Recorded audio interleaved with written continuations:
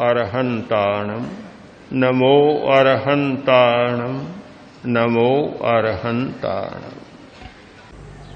महावीर ने कहा, नालम ते तव ताणाय, नालम ते तव शरणाय, तुमं पितेसिम नालम ताणाय, तुमं पितेसिम नालम शरणाय। कि तू जिस परिवार को, जिस स्वजन को अपना त्राण मान रहा है, शरण मान रहा है, किंतु वास्तव में तू उसे त्राण देने वाला नहीं और शरण देने वाला नहीं, और वह परिवार भी तुझे त्राण और शरण देने वाला नहीं है। बिल्कुल अशरण की बात कह दी। ऐसा लगता है कि समूचे सामाजिक संबंध को भी तोड़ दिया। व्यक्ति दो आयामों में जीता है, एक व्यक्ति और एक समाज। कोई व्यक्ति 16 आना व्यक्ति नहीं है और कोई व्यक्ति 16 आना समाज नहीं है। व्यक्ति व्यक्ति का जीवन भी जीता है और समाज का जीवन भी जीता है। व्यक्ति का मतलब है अंतर्मुखता और समाज का मतलब है बहिर्मुखता। व्यक्ति का अर्थ है संकोच, सिकुड़ना, और समाज का अर्थ है फैलाव और विस्तार। व्यक्ति का अर्थ है संबंधातीत होना और समाज का अर्थ है संबंधों का स्थापन, परिस्थापन, संबंधों को जोड़ना और संबंधों का जीवन जीना। व्यक्ति का अर्थ होता है आत्मनिरीक्षण, अपनी समस्याओं का विश्लेषण और अपनी समस्याओं का समाधान खोजना, और समाज का अर्थ होता है जागतिक समस्याओं का संदर्भ और जागतिक समस्याओं का समाधान खोजना। हमारे जीवन के दो पहलू हैं, अंतर्मुखता और बहिर्मुखता। हम आंखें बंद कर और अपने भीतर झांकते हैं और आंख खोलकर दूसरे को झांकते। जहां समाज है वहां अपने आप को देखने की कोई जरूरत नहीं। समाज के संदर्भ में स्वयं को देखने की बात ही प्राप्त नहीं होती। वह हमेशा दूसरे को देखने की बात प्राप्त होगी। अनुकरण, अनुसरण, ये समाज का सूत्र है। अनुकरण करो और अनुसरण करो, दूसरों के पीछे चलो।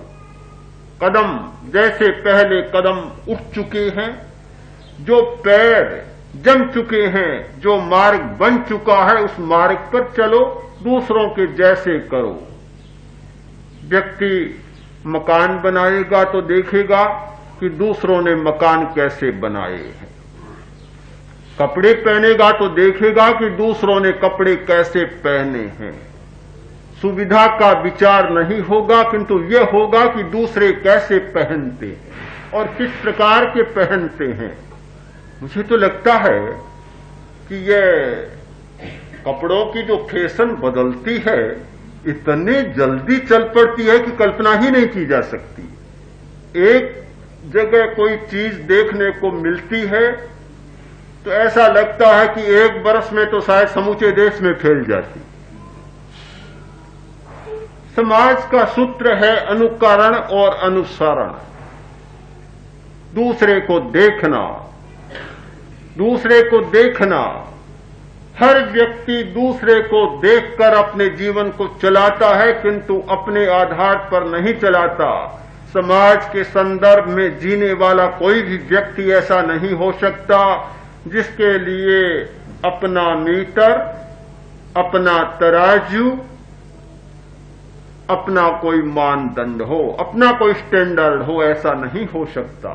हमेशा मानदंड दूसरा रहेगा, तराजू भी दूसरा रहेगा और मीटर भी दूसरा रहेगा। दूसरे को जैसा देखेगा वैसा बनना चाहेगा। आप जीवन के प्रत्येक सामाजिक क्षेत्र में देखें कि व्यक्ति वही आचरण करता है जो कि बहुत सारे लोग करते हैं। ये बहुमत का राज्य चलता है, बहुमत का राज्य। पागल था, पागल खाने में भर्ती हो गया। कुछ लोग गए देखने के लिए, देखा तो बड़ा समझदार लगता है, पढ़ा लिखा अच्छा लगता है। पूछा भाई तुम यहां कैसे आ गए? कि भाई क्या करूं, मेरे गांव में सब लोग पागल थे और एक मैं ही समझदार था, तो उन पागलों ने सोचा कि ये बाहर रहेगा तो अच्छा नहीं है, इसलिए मुझे यहां पागल खाने में भर्ती कर दिया।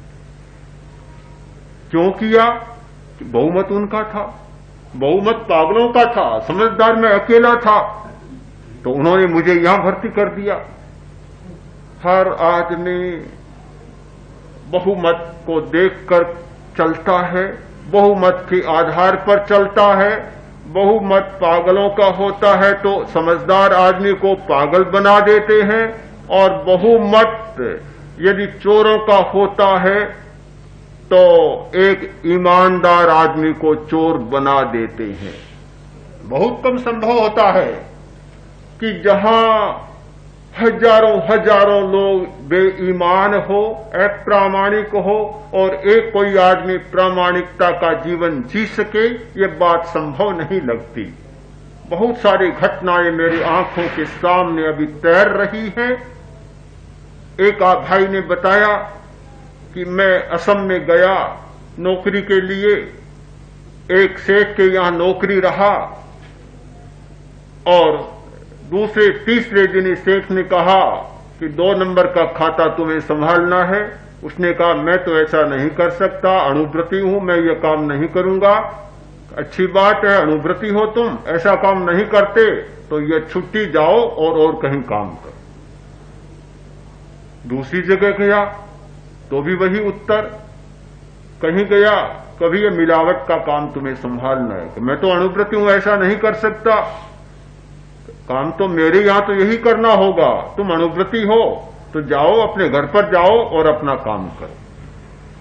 मुझे लगता है कि जिस समाज में बहुत लोग अप्रामाणिक हों और वहां कुछ लोग प्रामाणिकता का जीवन जी सके, बहुत बड़ी कठिनाई होती है। तो ये समूचा समाज का काम बहुमत के आधार पर चलता है। इसीलिए शायद कुछ लोगों ने, कुछ विचारकों ने कहा था कि बहुमत का अर्थ होता है नास्तिकता। नास्तिकता बहुत ठीक कहा था, क्योंकि जहां बहुमत के आधार पर कोई बात चलती है वहां सत्य नहीं हो सकता, वहां इच्छा का राज्य हो सकता है और इच्छा चल सकती है। तो समाज का सूत्र है अनुसरण और अनुकरण। फैलाव, विस्तार होगा, विस्तार ज्यादा होगा, किंतु निर्मलता नहीं होगी। निर्मलता अंतर्मुखता के बिना नहीं हो सकती। जहां बहिर्मुखता है, जहां दूसरे को देखने का प्रश्न है, जहां प्रत्येक व्यक्ति अपने जीवन का निर्धारण दूसरे के आचार और विचार को देखकर करता है, वहां फिर यह सत्य की बात नहीं हो सकती, वहां मात्र अनुसरण की बात ही हो सकती है। तो जीवन का दूसरा पक्ष है व्यक्ति। सिकुड़ना, भीतर में जाना, भीतर में जाना, संकोच करना, अनुसरण को समाप्त कर देना, अनुकरण को बंद कर देना, दूसरों को न देखना, केवल अपने आप को देखना, अपना विश्लेषण, अपनी खोज, अपना चिंतन, अपनी समस्या और अपना समाधान। यह ध्यान का सूत्र है व्यक्ति। ध्यान का सूत्र है व्यक्ति और ज्ञान का सूत्र है समाज। ज्ञान और ध्यान में बहुत बड़ा यह अंतर है। ज्ञान समाज के आधार पर चलता है और ध्यान व्यक्ति के आधार पर चलता है। आचार्य ने परिभाषा की थी, ज्ञान जो चंचल है वह ज्ञान, और जो ज्ञान स्थिर हो जाता है वह ज्ञान है ध्यान। ज्ञान और ध्यान दो नहीं है, केवल इतना अंतर है कि चंचल ज्ञान ज्ञान और स्थिर ज्ञान ध्यान। व्यक्ति और समाज भी दो नहीं है। जहां व्यक्ति दूसरों को देखता है वह व्यक्ति समाज, और जहां व्यक्ति अपने आप को देखने लग जाता है वह समाज व्यक्ति। तो जो समाज की शरण में जाता है वह सत्य की शरण में नहीं जा सकता। जो बहिर्मुखता की शरण में जाता है वह सत्य की शरण में नहीं जा सकता। सत्य की शरण में जाने के लिए व्यक्ति को अंतर्मुख होना जरूरी है, संबंधों को तोड़ना जरूरी है, संपर्कों को काटना जरूरी है। असंपर्क, असंबंध, संबंधातीत स्थिति में पहुंचकर और अपने अस्तित्व को देखना जरूरी है। महावीर ने कहा, परिवार तुम्हें त्राण नहीं दे सकता, तुम परिवार को त्राण नहीं दे सकते। यह समाज को तोड़ने की बात नहीं, किंतु ये अपने अस्तित्व के साथ जुड़े हुए विराट सत्य को देखने का सूत्र है।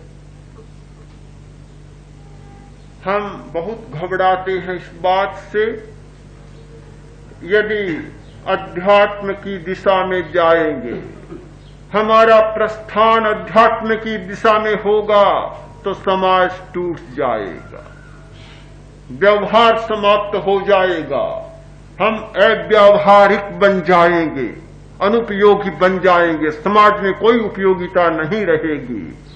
मुझे लगता है इस काल्पनिक भय के कारण मनुष्य ने बहुत सच्चाइयों की हत्या की है, बहुत बड़े बड़े सत्यों की हत्या की है और बिना मौत सत्यों को मौत के घाट उतारा है। क्या सत्य के कारण समाज टूटता है? ऐसा हो सकता है? कहना तो ये चाहिए कि सत्य के आधार पर समाज और अच्छा चल सकता है, किंतु हमने ये मान लिया कि सत्य के आधार पर समाज टूट जाएगा, परिवार टूट जाएगा, संबंध टूट जाएंगे और व्यक्ति अकेला बन जाएगा, अव्यावहारिक बन जाएगा।